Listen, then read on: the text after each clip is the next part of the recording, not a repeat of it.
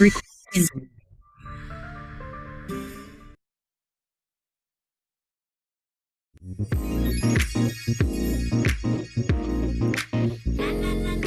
안녕하세요. 비입니다.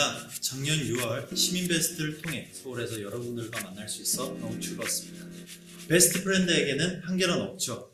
제키님이 저와 함께 시간을 보내기 위해 짠 하고 나타나는 것처럼 여러분도 한계 없는 모험을 시작할 준비가 되어 있다면 시민 베스트 앱을 지금 다운받아 함께 하세요.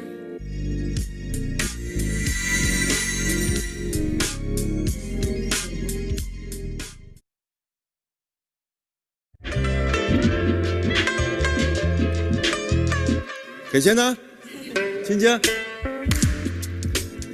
嗨，朋友们，大家好，我是陈龙。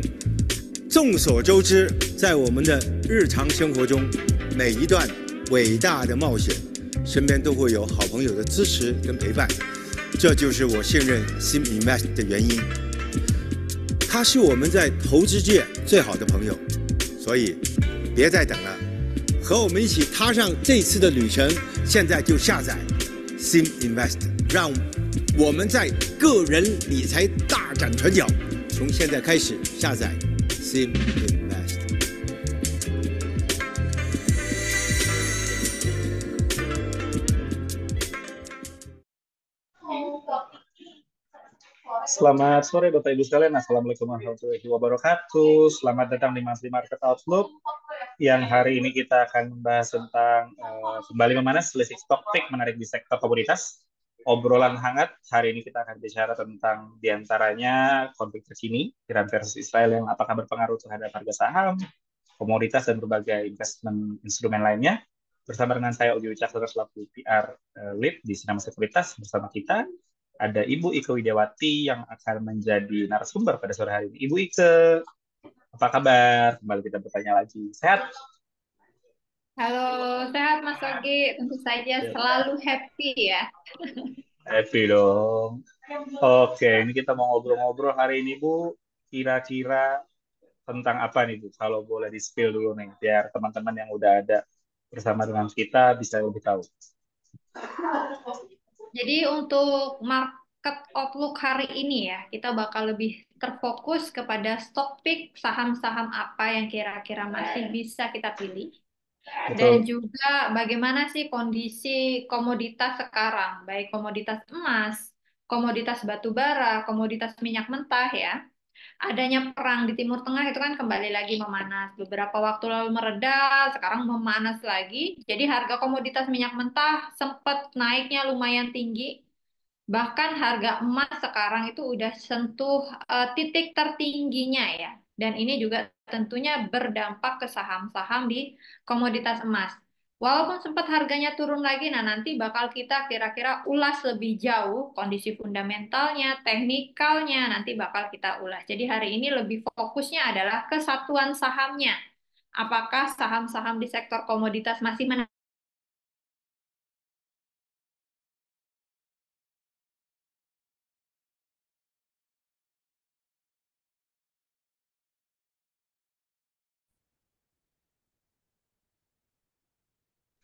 Siap. Oke, maaf. Tadi sempat terputus. Silakan, Mbak Ike. Iya, mungkin itu aja Mas Ogi. Jadi memang hari ini kita bakal benar-benar terfokus ke saham-saham di sektor komoditas. Banyak banget sebenarnya komoditas-komoditasnya. Ada komoditas timah, emas, ya, ada nikel. Cuman memang hari ini kita bakal terfokus 3 komoditas utama. Komoditas minyak mentah, batu bara, dan juga emas. Nah, jadi dengan banyaknya komoditas tersebut, kita bakal terfokus dengan 3 hal itu ya.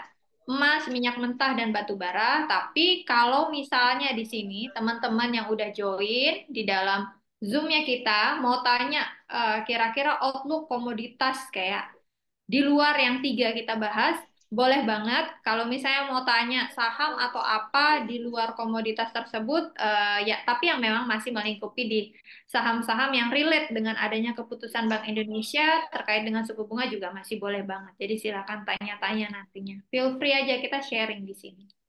Siap. Oke, biar lebih cepat, biar lebih enak. Ibu Ike, saya persilahkan paparan materinya. Oke, makasih banyak ya Mas Ogi ya. Selamat sore teman-teman ya. semoga selalu semangat ya. Ini memang perdagangannya IHSG-nya agak loyo-loyo memang ya. Kita tuh sempat IHSG itu berada di titik tertingginya itu di 7.400-an. Tapi hari ini IHSG berada di kisaran level 7.156. Ya. Jadi kalau misalnya kita lihat sendiri dari pergerakan IHSG itu memang kecenderungannya saat ini ya, posisinya memang masih dalam tahap terkoreksi. Kita tuh sempat memperkirakan bahwa memang koreksinya IHSG ini kemungkinan dapat berlanjut sampai periode Mei ya. Ini udah di akhir April, bentar lagi kita bakal masuk di bulan Mei. Mei itu kita sering banget dengar yang adanya sell in May and go away. Nah, apakah sell in May itu akan terjadi nantinya? Nah, nanti akan kita bahas juga lebih dalam. Teman-teman tetap stay di sini. Kalau misalnya mau ajak teman-teman yang lain, sahabat-sahabatnya boleh banget. Yuk join mumpung ini kita belum masuk ke dalam topik yang memanas ya, belum masuk ke topik yang benar-benar panas. Jadi boleh sambil ajak-ajak teman-temannya yang lain untuk join juga di Zoom kita pada sore hari ini ya. Nah, paling ini untuk pembukaan di awal. Teman-teman mungkin sudah ikutin market outlook kita di periode-periode sebelumnya ya. Di awal-awal periode April, waktu itu sama Pak Isvan, sama Pak Aryo Perbongso, sama Mas Inaf, dijelasin tentang kondisi bagaimana fundamental kondisi ekonomi kita, bagaimana pergerakan saham komoditas ya. Nah, kalau kita lihat di sini, adanya perang yang terjadi di Timur Tengah yang kembali memanas, ini menyebabkan resiko akan inflasi ini sulit untuk mencapai target 2%. Kalau misalnya inflasi dari The Fed ini sulit mencapai target 2%, ini berarti suku bunga The Fed juga sulit untuk diturunkan karena inflasinya masih tetap tinggi. Kalau misalnya inflasi ini tetap tinggi, ya, mungkin aku mau ingetin dulu nih sebelum lebih jauh. Halo Mas Ogi, halo. Siap, iya Mas siap. Ogi Bagaimana? boleh bantu untuk di-record nggak untuk kegiatan kita pada hari ini? Ini sudah di-record, Mbak? Oh gitu, udah aman berarti ya? Oke, oke, oke teman-teman. Kita lanjut lagi ya. Jadi kalau misalnya nanti teman-teman butuh recordnya atau apa, nanti kita udah tersedia ya. Dan materinya juga nanti akan kita publikasikan di dalam websitenya kita. Nah, aku lanjut lagi. Kalau kita lihat bahwa kondisi inflasi di US yang masih cukup tinggi, ini menyebabkan kalau suku bunga dari The Fed juga ini sulit untuk diturunkan. Pada saat suku bunga The Fed ini sulit diturunkan, ini juga menyebabkan bahwa kondisi ekonomi di US ini menjadi tidak stabil. Jadi kalau misalnya kondisi di US menjadi tidak stabil ya, teman-teman, tentunya ini akan membuat pelaku pasar akan beralih dari yang awalnya mereka berinvestasi di aset yang cukup beresiko, mereka bakal beralih ke aset-aset yang lebih aman. Contohnya kayak emas. That's why harga saham that's why kenapa harga komoditas emas itu mereka sentuh ke level tertingginya karena adanya dampak ini. Jadi karena adanya kenaikan minyak mentahnya naik karena ada efek perang di Timur Tengah menyebabkan inflasi juga tinggi. Karena penyumbang inflasi tertinggi itu adalah dari bahan bakar. Bahan bakar mengalami kenaikan harga tentunya juga akan memicu inflasi yang semakin tinggi. Inflasi semakin tinggi, semakin jauh dari target yang ditetapkan oleh The Fed, di mana target inflasinya The Fed itu adalah, inflasi di US itu adalah 2%, dan ini semakin jauh dari target, menyebabkan ekonomi di US menjadi tidak stabil. Kalau ekonomi di US semakin tidak stabil, semakin jelek kondisi ekonomi, semakin buruk suatu kondisi, maka ini akan menyebabkan adanya peralihan ke aset yang lebih aman, di mana aset yang lebih aman yakni ke emas. Makanya terjadi outflow beberapa waktu lalu, kayak IHSG sempat terkoreksi lumayan dalam. Dow Jones juga mengalami penurunan ya beberapa waktu lalu. Dan kalau kita lihat dari sisi fear and greed di US, itu mereka saat ini masih berada di area fear atau masih kurang kurang optimis atau masih dalam kondisi yang pesimis marketnya. Nah, kita lanjut lagi. Dengan adanya inflasi ataupun kenaikan minyak mentah ya, karena harga minyak mentahnya melonjak naik, tentunya menyebabkan harga bahan bakar juga naik. Kalau misalnya harga bahan bakarnya naik, ini akan memicu inflasi. Nah, dengan inflasi yang tinggi, ini menyebabkan suku bunga diturunkan, ini semakin sulit, ya. Jadi suku bunga diturunkan itu menjadi sulit. Kalau kita lihat di sini, berdasarkan meeting ya, berdasarkan meeting date-nya, ini kalau kita lihat secara probability, yang nantinya meeting yang akan terjadi di bulan Mei, itu probabilitas turun itu hanya 3%. Kalau probabilitas turunnya 3%, berarti hampir kemungkinan besar tidak akan ada penurunan di bulan Mei. Bulan Juni juga demikian. Bulan Juni probabilitas penurunan hanya 17%, yang artinya bulan Juni juga sulit untuk suku bunga diturunkan. Bulan Juli, apa kabar bulan Juli? Bulan Juli juga probabilitasnya cuma 48%. Artinya probabilitas untuk penurunan suku bunga itu menjadi sulit terlaksana. Nah, ini aku izin edit ya, teman-teman. Aku takutnya nanti ada ambigu di sini. Aku izin edit sebentar. Di mana pada saat inflasi ini mengalami kenaikan, ini suku bunga menjadi sulit ya, ini ya, sulit diturunkan atau butuh waktu lebih panjang. Kita awalnya tuh benar-benar berekspektasi, market semuanya itu kayak berekspektasi, wah ini suku bunga The Fed akan diturunkan di bulan Juni. Tapi ternyata kita tertampar oleh kenyataan, tiba-tiba perang memanas lagi. Rusia Ukraine belum selesai. Sekarang di Timur Tengah, Israel, Iran kembali memanas. Jadi dengan adanya gempuran perang di sana sini, artinya pengiriman ataupun distribusi pasokan ini menjadi terganggu. Minyak mentah ini memang saat ini ya, hari ini ya, itu memang mengalami koreksi. Tapi kalau kita lihat nanti chartnya aku bakal tunjukin di bagian bawah. Tapi kalau kita lihat secara keseluruhan, itu trennya masih mengalami kenaikan. Sehingga penurunan minyak mentah saat ini itu kemungkinannya bersifat sementara. Nah, kita lanjut lagi di sini. Bagi teman-teman juga yang baru join, tadi kita menjelaskan bahwa perang di sana sini, Rusia Ukraine belum selesai, Iran kembali lagi perang, ini menyebabkan bahwa probability penurunan suku bunga The Fed itu baru terlihat hilalnya di September. September, November ya, ini baru ada hilalnya. Dan ekspektasinya di sini adalah penurunannya 2 kali kalau kita lihat ya. Probability penurunan suku bunganya terjadi di bulan September dan November. Apakah ini akan terjadi? Dan ini kita benar-benar kayak di persimpangan jalan. Awal tahun kita semuanya optimis suku bunga The Fed akan diturunkan di pertengahan tahun. Tapi sekarang kita belum sampai pertengahan tahun, ini baru April, kita sudah dihadapkan dengan kenyataan bahwa minyak mentah yang ternyata kembali lagi melambung harganya dan menyebabkan penurunan suku bunga The Fed terpaksa ketendang jauh periodenya di mana probabilitasnya baru bisa terjadi di September dan November. Kondisi saat ini The Fed masih mempertahankan suku bunganya ya di kisaran level 5,25 sampai dengan 5,50%. Dan ini adalah pertemuan kelima berturut-turut ya, dan ini adalah level tertingginya dalam 23 tahun. Dan sekarang itu kayak kita mulai berpikir, ya udahlah, nggak apa-apa lah suku bunga The Fed dituruninnya September, asalkan jangan sampai ada kenaikan.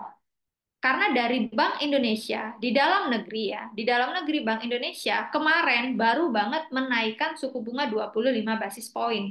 Yang ini pun di luar ekspektasi kita, di luar perkiraan kita. Di mana kita pikir dengan cadangan devisa kita di dalam negeri yang memadai, Bank Indonesia itu harapannya tetap menahan suku bunganya. Karena kalau misalnya suku bunga dinaikkan, artinya likuiditas di dalam negeri itu menjadi semakin ketat.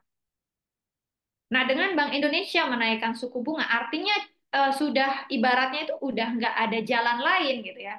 Mereka mau melakukan beberapa strategi yang preventif ini kayaknya udah sulit, sehingga jalan akhirnya adalah ya udah mereka menaikkan suku bunga 25 basis poin demi untuk menjaga stabilitas nilai tukar rupiah ini ya teman-teman.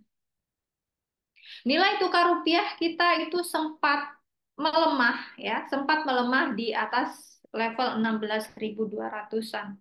Dan di sini mungkin BI melihat salah satu jalan ataupun langkah yang paling cepat yang mungkin mereka bisa terapkan adalah ya memang salah satunya menaikkan tingkat suku bunga tujuannya agar nilai tukar rupiah ini mampu terjaga secara stabil lagi. Jadi bisa di bawah untuk di bawah 16.000. Kembali menguat lagi di bawah 16.000. Lalu apa yang dapat kita cermati di sini ya? Kalau yang dapat kita cermati di sini adalah dengan kembali memanasnya kondisi peperangan, dengan adanya kebijakan Bank Indonesia yang kemudian mereka menaikkan tingkat suku bunga, ya, yang demi hal ini adalah satu-satunya adalah demi memperkuat stabilitas nilai tukar rupiah. Sehingga kalau misalnya kita masuk sekarang ya, sekarang kita masuk ke dalam strateginya. Kalau misalnya Bank Indonesia sudah menaikkan tingkat suku bunga, lalu apa key action-nya? Call to action-nya apa ya? Kalau misalnya kita lihat saat ini adalah pada saat Bank Indonesia menaikkan tingkat suku bunganya 25 basis poin, ekspektasinya adalah nilai tukar mengalami penguatan. Maka di sini kita memberikan beberapa strategi ataupun skenario yang mungkin teman-teman investor hari ini bisa perhatikan. Kalau misalnya Bank Indonesia menaikkan suku bunga 25 basis poin dengan harapan adalah nilai tukar menguat, maka sektor yang mungkin dapat kita perhatikan atau yang terdampak positif, baik secara langsung ataupun tidak langsung, tentunya adalah sektor farmasi. Sektor farmasi dan kesehatan, dalam artian farmasi dan rumah sakit. Mereka secara tidak langsung ini akan terdampak. Karena kalau misalnya kita lihat di sini ya teman-teman, kita lihat di sini, jikalau rupiah ini mengalami penguatan, tentunya akan memberikan dampak yang positif bagi emiten-emiten yang mereka mengimpor bahan baku dari luar.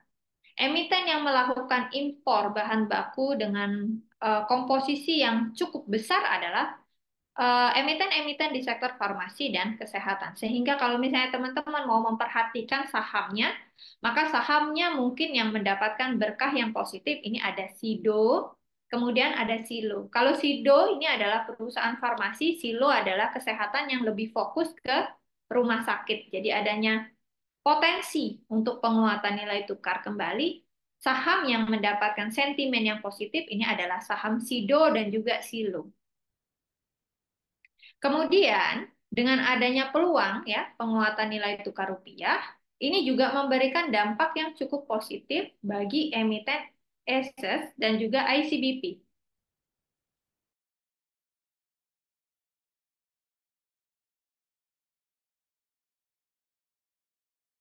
Nah, saya lanjut ya teman-teman. Jadi kalau untuk ACES ini dia adalah perusahaan retail di mana produk yang mereka perdagangkan hampir mayoritasnya juga adalah impor. ICBP bahan bakunya juga ada beberapa yang impor.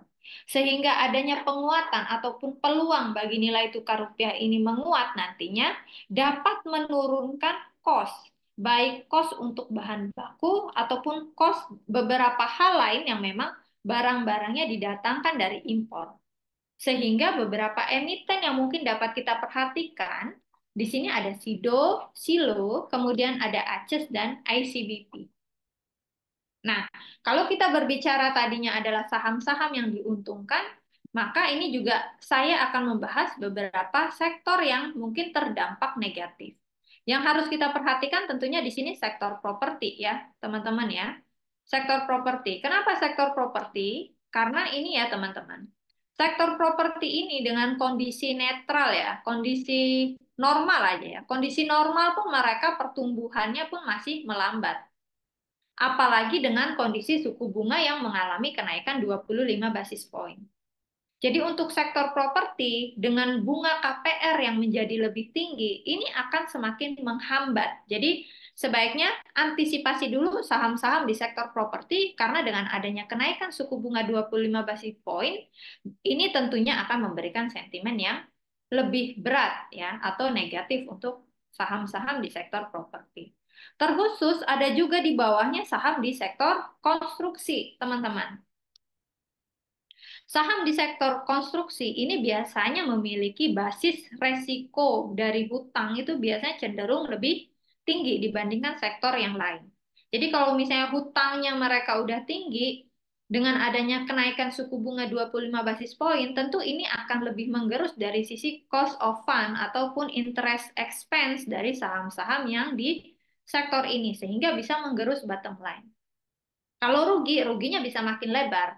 Kalau posisinya masih untung, nah keuntungannya itu bisa semakin menipis. Kemudian ada sektor yang kita harus benar-benar perhatiin. Small bank, ya. Kalau misalnya big bank, perusahaan perbankan gede di mana permodalannya masuk buku 4, modalnya di atas 30 triliun, 20 triliun. Dengan adanya kenaikan suku bunga 25 basis poin, mereka ibaratnya tahan banting ya, kayak gedung bangunan yang anti gempa gitu. Ibaratnya goyang-goyang pun mereka masih tetap bisa bertahan, masih tetap bisa berdiri tegak. Cuman kalau untuk small bank, kondisi kenaikan di kondisi suku bunga tinggi dan naik lagi di sini 25 basis poin, tentunya akan menjadikan small bank ini menjadi agak rapuh dari sistem keuangan di dalamnya. Jadi beberapa sektor yang mungkin harus dihindari adalah sektor properti, konstruksi, dan small bank. Big Bank mungkin masih bisa terselamatkan kayak BBRI, BBCA, BMRI, BBNI itu mungkin mereka masih agak mendingan gitu. Cuma kalau untuk small bank sebaiknya dihindarin dulu karena mereka cukup riskan begitu ya teman-temannya. Nah, ini aku lanjut untuk masuk ke dalam komoditasnya sendiri. Kita kembali lagi di sini kita lihat adanya perang yang terjadi di sana sini. Rusia Ukraine belum selesai. Iran, Israel ya kembali memanas. Ini minyak mentah kalau misalnya kita lihat di sini memang dia ada koreksi ya. Di sini dia memang ada koreksi, tapi koreksinya aku lihat di sini adalah koreksi yang wajar ya. Nih, masih dalam batas di sini aku garisin ya. Kayak di sini aja nih, di awal-awal dia sempat ada juga kan penurunan. Tapi at the end ini juga ada penurunan ya. Tapi secara keseluruhan ini trennya dia masih dalam pola kenaikan ya. Nih, aku garis ini. Kan secara keseluruhan dia masih dalam pola kenaikan. Nih, walaupun dia ada koreksi-koreksi di dalamnya, tapi dia masih tetap naik. Turun-turun, tapi tetap naik. Sehingga kalau misalnya kita cek lagi lebih dalam, lalu emiten apa yang kira-kira relate dengan adanya kenaikan dari komoditas minyak mentah? Ini beberapa emiten yang relate dengan komoditas minyak mentah itu tentunya ada Akra, ESA, Medco, Elsa, dan ENRG. Nah, ini kita compare masing-masing dari emitennya, biar kita nggak salah masuk gitu ya. Kalau kita lihat dari sisi harga saham dan juga market cap-nya, kalau kita mau tujuannya invest ataupun jangka menengah, sebenarnya kalau saham komoditas ini memang kecenderungannya adalah volatile. Kalau misalnya kita investasi itu memang sebetulnya kurang cocok. Kalau misalnya untuk trading ini baru oke gitu ya. Nah, kalau kita lihat dari sisi market cap, dari posisi market cap-nya yang lebih tinggi atau yang memang kondisi market cap-nya yang cukup stabil ya, itu ada Akra, Medco, ESA gitu ya. Elsa mungkin boleh lah ya, walaupun market cap-nya dia kecil, tapi dia likuiditasnya lumayan oke, pergerakan harga sahamnya juga lumayan bagus. Nah, kemudian kalau kita lihat dari sisi profitabilitas, yang paling memberikan benefit yang lumayan itu ada Akra dan juga Medco. Lebih jauh, kalau misalnya kita analisis lagi dengan adanya kenaikan suku bunga BI 25 basis poin, ini mengindikasikan bahwa kita harus selektif memilih emiten dengan hutang yang sehat. Kalau misalnya kita cek, hutang yang sehat itu ada ESA, ya. ESA ini posisi hutangnya paling sehat. Kemudian yang sehat lagi adalah Elsa, kemudian ada beberapa yang lain. Kalau ENRG ini mungkin karena market cap-nya kecil dan pergerakan harga sahamnya itu secara volume ataupun value transaksi itu sebenarnya dia nggak terlalu gede ya. Lebih oke punya Elsa dibandingkan dengan ENRG. Jadi silakan disesuaikan dengan profile risk-nya. Jadi kalau misalnya kita pilih di sini, secara PER dan PBV-nya yang masih relatif lebih murah, itu ada Elsa, teman-teman. Ada Elsa. Kalau Medco, fundamentalnya dia bagus, cuman memang sayangnya adalah harga sahamnya udah naik tinggi. Jadi kalau misalnya teman-teman sempat trading juga di saham Medco, Medco ini naiknya udah kencang, bahkan dari sebelum bulan puasa itu harga sahamnya sudah mengadjust kenaikan dari harga komoditas minyak mentah. Sehingga kalau misalnya teman-teman mau cari saham yang kira-kira masih relatif murah ataupun yang pergerakannya belum terlalu kencang, yaitu ada Elsa. Memang ya, ada Elsa ataupun ESA ya silahkan dipilih. Cuman kalau dari sisi fundamentalnya yang memang cukup baik, dari sisi hutang yang sehat itu ada ESA. Karena ESA punya hutang masih di bawah 1 kali. Begitu ya. Nah, kemudian ada juga komoditas emas. Komoditas emas ini sempat sentuh harganya all time high di sini ya. Nih, sentuh all time high di sini dan kita juga sempat lihat beberapa waktu lalu kayak Antam, BRMS, MDKA ya. Mungkin kalau Archie dan PSAB itu karena memang market cap-nya kecil nanti bakal kita cek di tabel di bawah, makanya harga sahamnya juga mungkin aku kembalikan kepada teman-teman di sini itu adalah saham yang masuk kategori high risk high return. Jadi aku nggak terlalu banyak notice untuk dua saham ini. Nah, aku balik lagi. Pergerakan harga dari komoditas emas ya, komoditas emas, ini saat ini masih dalam fase koreksi. Dan aku lihat di sini adalah kecenderungannya adalah koreksi wajar. Sama kayak yang tadi aku sampaikan di minyak mentah. Harga sahamnya juga pernah kok mengalami penurunan. Tapi at the end, pada akhirnya harga sahamnya lanjut rally lagi. Jadi untuk emas ya, kita tinggal sesuaikan dengan strategi pergerakan dari komoditasnya. Kalau misalnya komoditasnya dianya saat ini kan memang masih koreksi ya. Jadi kalau misalnya dari harga emasnya dia masih koreksi, maka untuk beberapa emitennya juga mungkin kita antisipasi dulu, hindari dulu. Nanti kalau misalnya harganya dia kembali naik lagi, ya booming lagi nih harga emasnya ya, maka saham-saham inilah yang mungkin teman-teman bisa pilih. Nah, ini aku buat komparasinya juga. Untuk Archie, ini PSAB nggak aku masukin ya, karena market cap-nya juga nggak terlalu ini. Jadi Archie ini mungkin aku skip aja ya, teman-teman. Karena ini volatile banget pergerakannya, tapi aku kembalikan lagi karena ada beberapa investor yang biasanya juga justru cenderung suka untuk saham yang seperti ini. Tapi kalau aku sendiri prepare lebih ke jangka menengah, jadi mungkin teman-teman bisa perhatikan di sini ya, 3 emiten ini. Tapi kalau misalnya teman-teman ini berfokusnya kepada fundamental, ya aku kasih penilaian mungkin lebih ke Antam. Karena dari sisi ROE-nya dia lebih profit ya, teman-teman. Profitnya lebih bagus ya. NPM-nya dia memang nggak terlalu gede dibandingkan dengan BRMS. Tapi kalau misalnya kita lihat dari sisi PER, Antam ini punya PER yang lebih murah dibandingkan dengan BRMS. BRMS pernya itu loh sudah 100 kali ya. Pernya udah 100 kali yang artinya ini udah tinggi banget gitu. Jadi untuk beberapa emiten emas kalau misalnya teman-teman mau lihat leadernya siapa, di sini sih aku lihat leadernya masih Antam ya. Leadernya masih Antam. MDKA ini kinerjanya masih belum ada pemulihan. Dan aku lihat juga di sini masih belum ada tanda-tanda perbaikan ya. Ini nanti coba kita tunggu untuk kinerjanya kuartal 1. Karena kalau kita telisik lebih jauh, ternyata MDKA ini saat ini ya, laba bersihnya dia itu banyak ditopang oleh nikel, gitu ya. Nikel itu lumayan besar ke MDKA. Kalau dulu kan emas, kalau sekarang dia lumayan banyaknya itu di nikel. Dan kinerjanya juga dia masih belum terlalu oke, dan PBV-nya dia udah premium, udah mahal ya teman-teman. Jadi kalau misalnya di-compare untuk beberapa emiten emas ya mungkin aku lebih condong ke Antam karena PBV ataupun PER-nya masih normal lah, yang nggak yang sampai tinggi banget. Nah, kemudian ini lanjut untuk yang emiten batubara. Emiten batubara kalau kita lihat di sini pergerakan harganya ya dari komoditasnya. Kalau untuk emitennya ada Adaro, Indi, PTBA, ITMG, DOIT. Sebenarnya kalau misalnya aku disuruh nilai, pilih komoditas yang mana yang paling oke, aku sih lebih condong ke minyak mentah.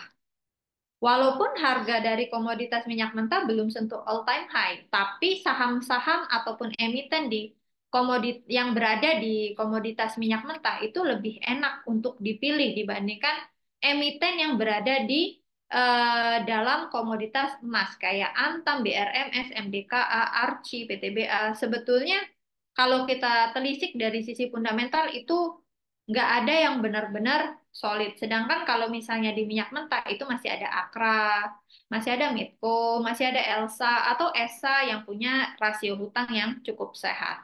Nah, kita kembali lagi ke emiten yang berbasis batu bara ya. Kalau kita lihat dari harga komoditas batu baranya itu sendiri sebenarnya belum terlalu kuat ya teman-teman. Sehingga kalau pergerakannya pun masih terbatas. Range-nya ya kisaran 120 US dollar sampai dengan 140 US dollar. Pergerakan untuk komoditas batu baranya. Karena memang dari China juga masih belum terlalu kuat dari sisi ekonomi. Karena masih krisis properti dan lain-lain. Nah, emitennya di dalam sini ya ada Adaro, Doit, ITMG dan juga PTBA. Ini adalah kinerja tahun 2023 yang kita compare.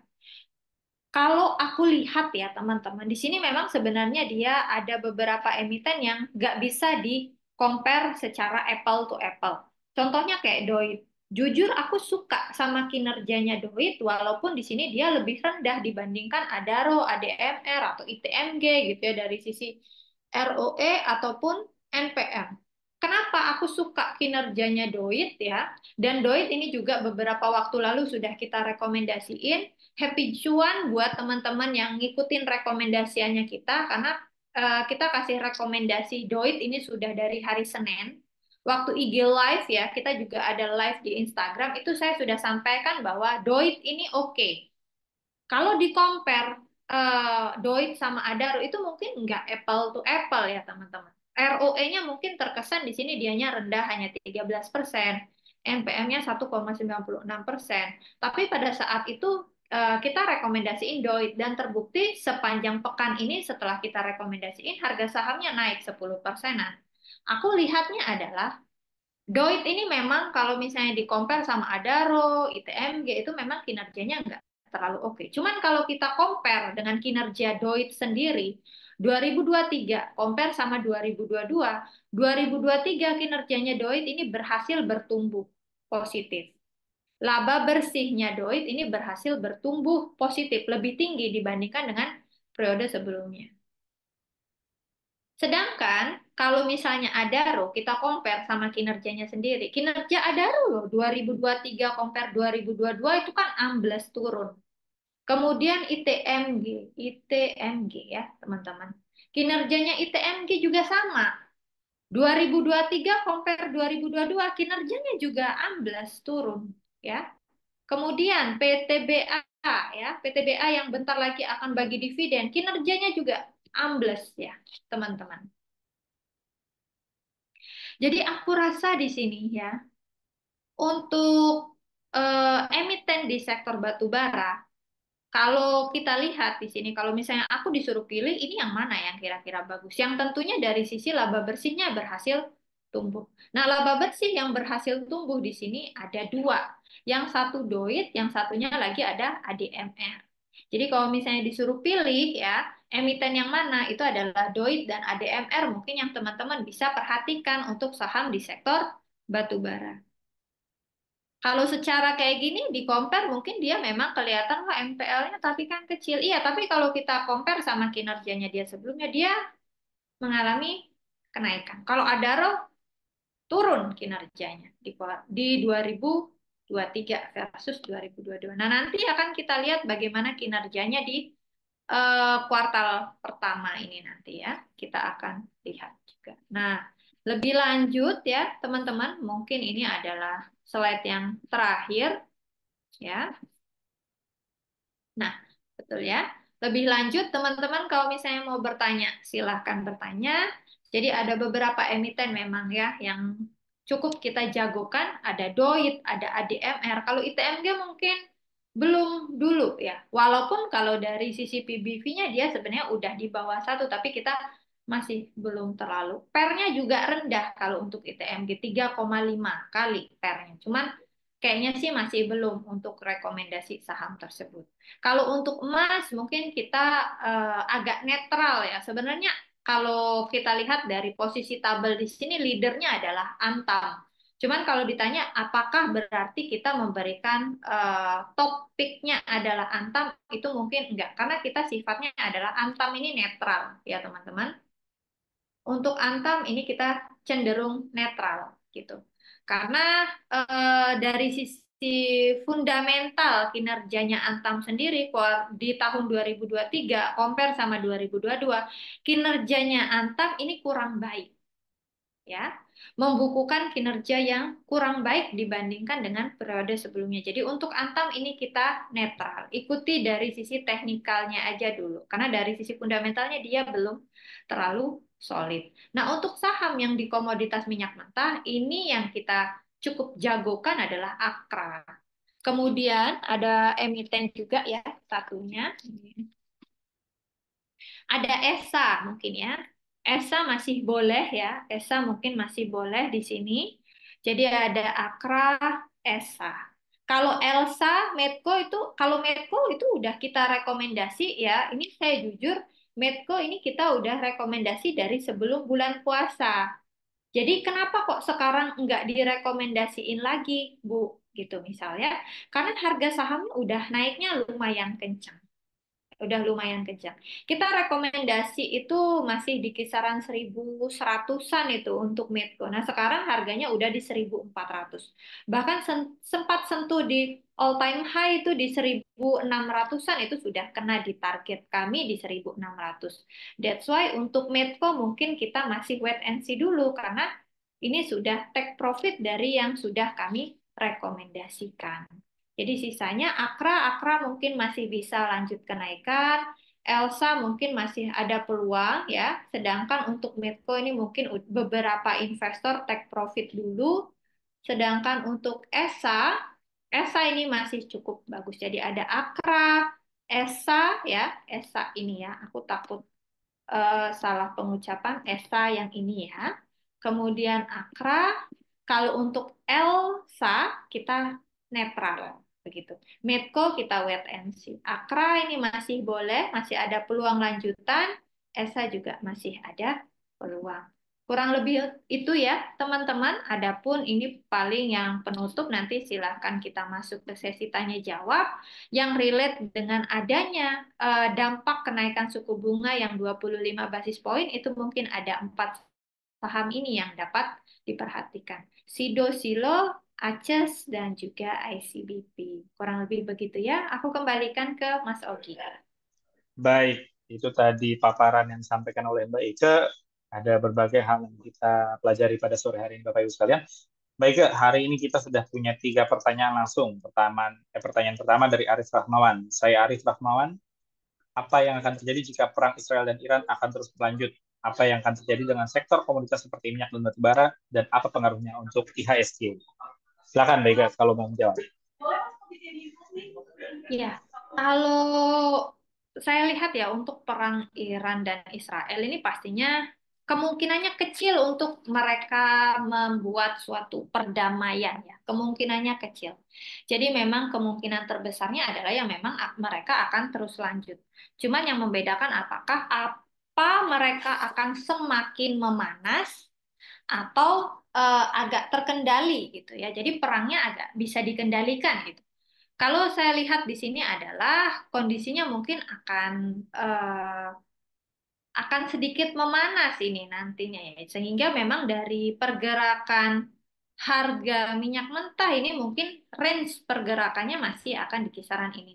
Aku balik lagi ke minyak mentahnya ya. Nah ini, range pergerakan minyak mentah ini masih akan berada di kisaran 80 sampai dengan 85 US dollar per barel. Ini adalah range pergerakan untuk minyak mentah. Kalaupun turun ke 75 itu agaknya sulit. Kalaupun turun ya itu udah jadi bottom. Jadi range pergerakannya adalah di kisaran ini. Tipsnya adalah lalu dengan pergerakan harga minyak mentah yang mungkin pergerakannya di kisaran 80 sampai dengan 85 US dollar per barel, apa yang harus kita lakukan? Aku rasa teman-teman bisa memanfaatkan swingnya ya. Karena kayak tadi di awal aku sampaikan, saham di sektor komoditas itu lebih cocok untuk kita trading. Kalau investing itu mungkin lebih ke sektor big bank atau barang konsumsi atau infra telco yang memang mereka big caps yang fundamentalnya solid. Cuman untuk komoditas itu nggak bisa.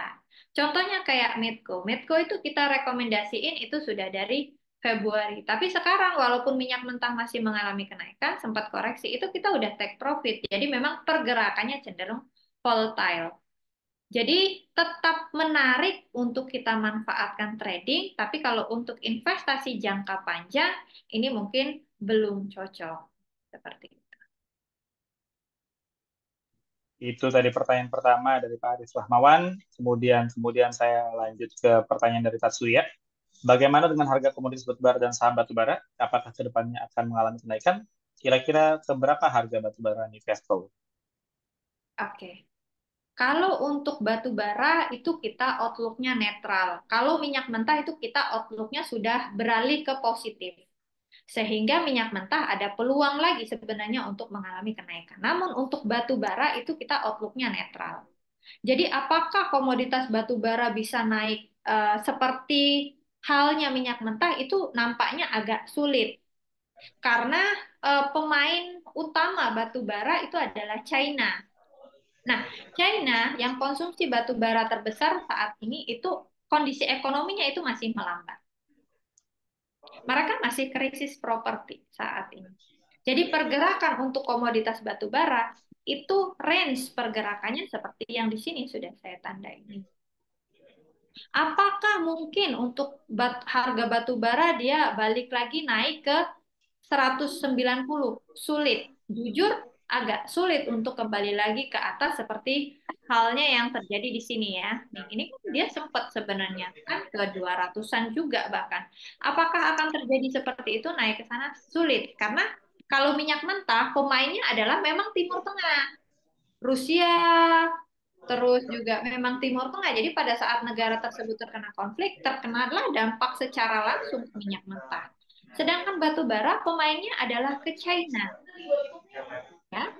Jadi untuk batu bara kita outlook-nya netral, seperti yang tadi aku sampaikan, beberapa emiten yang ada di dalam itu mungkin eh, agak sulit juga untuk mereka bisa mencatatkan kinerja yang maksimal seperti itu. Jadi ke depannya mungkin pergerakannya masih di kisaran range 120 sampai 140 US dollar per ton. Seperti itu, Kak.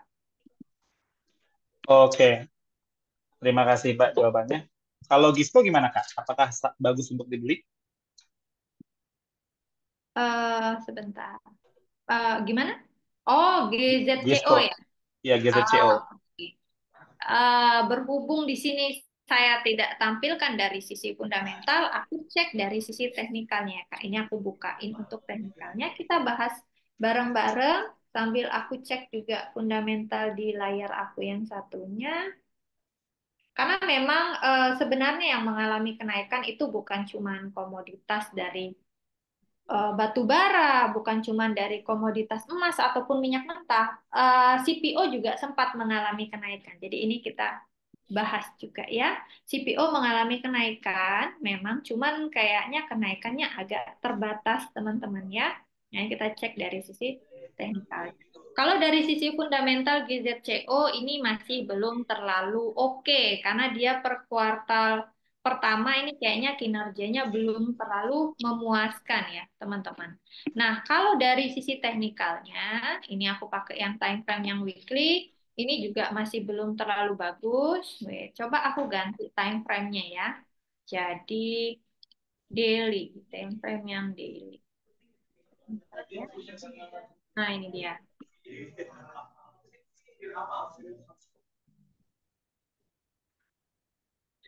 Time frame yang daily-nya di sini sih dia ada kenaikan dari sisi volume. Volumenya ada kenaikan hari ini.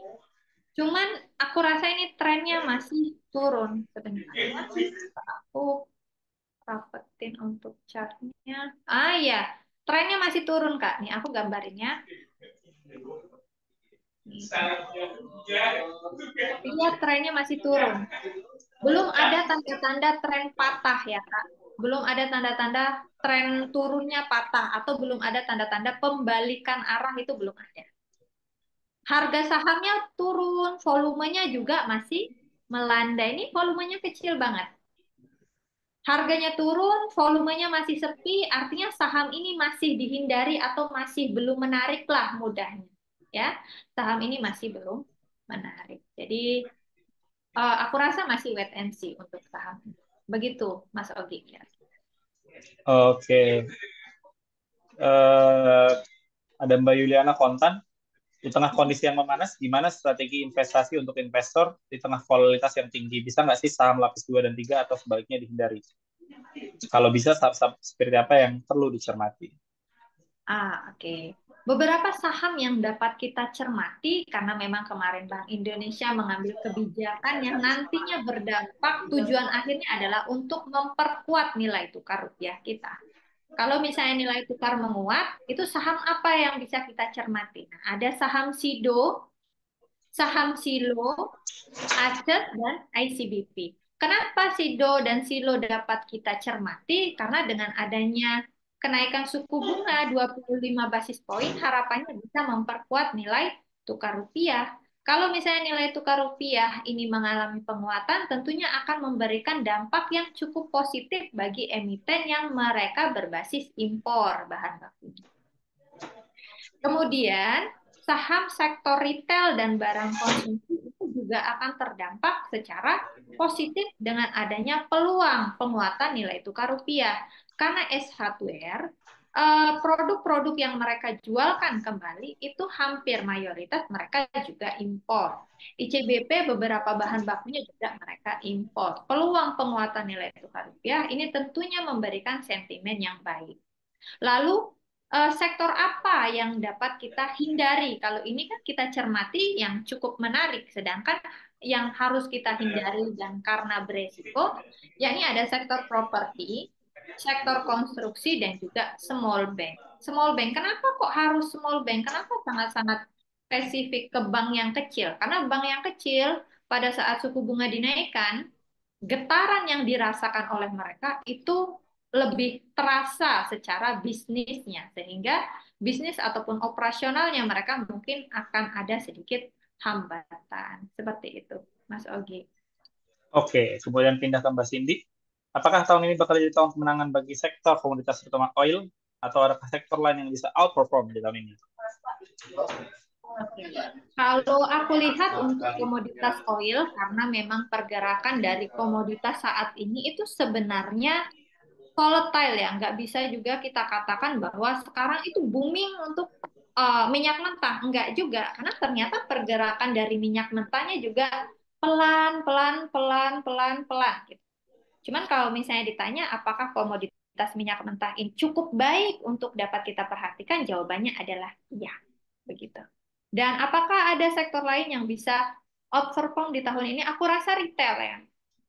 Karena mobilitas kita itu semakin membaik saat ini. Sehingga untuk S hardware atau beberapa retail yang berbasis dengan barang-barang konsumsi dan juga rumah sakit kesehatan ya, rumah sakit yang kesehatan. Jadi kesehatan itu kan terbagi dua.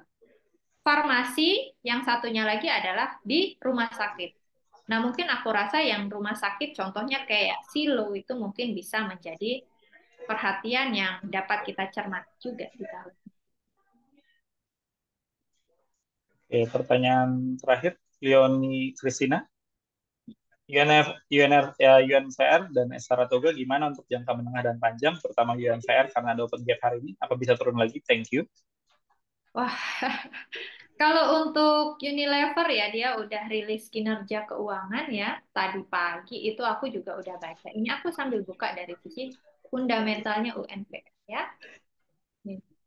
UNVR itu kinerjanya memang tumbuh ya, tapi tumbuhnya nggak terlalu gede ya, tumbuhnya hanya 3% dari sisi laba bersihnya. Cuman mungkin kita cek lah ya lebih jauh dari sisi teknikalnya UNVR ya. Karena kalau fundamental sebenarnya aku nggak bisa komentar terlalu nggak komentar terlalu banyak ya, karena memang fundamentalnya masih masih kurang solid ya. Bagus sih, bagus, tapi agak kurang gitu. Ibarat makan itu kayak kurang nendang lah gitu ibaratnya. Nah, kalau kita lihat di sini, trennya ini masih turun. Trennya masih turun dan aku belum melihat ada tanda-tanda pembalikan arah di sini. Ya. Kalau secara daily ini dia turunnya masih strong downtrend lah gitu ya. Memang benar-benar dia trennya masih mengalami penurunan. Dari sisi volume, volume value perdagangannya dia ini so-so, nggak ada kenaikan yang signifikan. Jadi kayak biasa-biasa aja. Apakah volume penjualannya mengalami penurunan? Enggak juga, tapi ini masih apa? Aku rasa ini masih ada tekanan ya, karena dari MACD-nya juga masih negatif. Ini aku coba agak panjangin ya. Aku panjangin untuk time frame-nya jadi weekly. Nah, ini juga masih tuh. Juga masih strong downtrend, teman-teman. Agak ngeri kalau misalnya kita masuk saham yang kondisi teknikalnya dia masih strong downtrend kayak gini. Volumenya juga belum ada yang ngajak hayo gitu. Kayak aku udah nggak betah turun nih, aku mau berbalik arah. Itu dari volumenya belum ada tuh yang ngomong kayak gitu ya. Nih, volumenya belum ada kenaikan yang signifikan. Kinerjanya pun hari ini kita lihat dari sisi kinerja keuangannya dia naik sih, tumbuh memang, tapi tumbuhnya hanya 3%. Jadi mungkin strategi untuk Unilever ini sifatnya hanya rebound jangka pendek, technical rebound aja, naiknya bentar. Tapi tren secara keseluruhan ini masih turun. Begitu Mas Oki. Terakhir, Bu, kalau seperti semen dalam pengolahan menggunakan minyak mentah, apakah juga akan terdampak untuk pengolahan sektor seperti semen? Ini pertanyaan terakhir, Mbak. Kalau untuk semen itu kayaknya mereka eh, sebagian besarnya pakai batu bara malah pengolahannya, pengolahan untuk pabriknya mereka pakainya batu bara. Jadi dengan kondisi kenaikan harga komoditas sebenarnya malah kurang kurang bagus ya untuk sektor semen. Sektor semen mereka banyak pakai itu batu bara untuk pabriknya dia. Dan batu Baik. bara sih pergerakannya nggak kemana-mana ya. Kayak tadi ada sih kecenderungannya naik, tapi nggak terlalu yang signifikan. Saya belum lihat tanda-tanda di mana harga komoditas batu bara ini akan naiknya terlalu tinggi. Jadi untuk sektor semen so-so lah ya, biasa-biasa aja, nggak yang benar-benar terlalu terdampak banget. Nah, sektor semen ini apa yang kira-kira akan menggerakkannya? Aku rasa sektor semen ini lebih penggeraknya adalah lebih kepada berapa banyak proyek yang akan dibangun di dalam negeri nantinya. Gitu ya. Siap. Jadi kalau misalnya Oke. pembangunan makin banyak, ya makin baik juga untuk sektor semen. Baik, Bu. Itu tadi juga merupakan pertanyaan terakhir, Bu Ika. Mungkin bila sudah selesai pertanyaannya, berakhir pula lah sesi market outlook kita pada sore hari ini. Bu Ika, terima kasih waktunya untuk presentasi pada sore hari ini. Siap. Senang sekali bisa bertemu dengan Bu Ika dan Bapak Ibu sekalian yang telah hadir. Kami juga mengucapkan terima kasih untuk hadirat Bapak Ibu sekalian pada sore hari ini. Waktu dan kesempatan yang diberikan kepada kami untuk berbagi pengetahuan dan berbagi ilmu. Kami senang sekali bisa bertemu Bapak Ibu sekalian. Jangan lupa untuk tetap pantau Instagram kami di Sininvest. Juga ada Sinarmas Sekuritas dan Sinarmas_AM, Sinarmas Asset Management. Dan untuk Bapak Ibu yang ingin menanyakan pada kami, jangan lupa untuk mengisi feedback form bit.ly/sininvestfeedback. Apabila ada saran masukan tema yang mau didengarkan, untuk tema selanjutnya juga kami terbuka untuk itu. Saya Ogi Wicaksono dari PR di Sinarmas Sekuritas bersama dengan Bu Ike mengucapkan terima kasih. Selamat sore, sampai jumpa lagi. Terima kasih Bu, terima kasih Bapak Ibu sekalian. Hey man, it's me.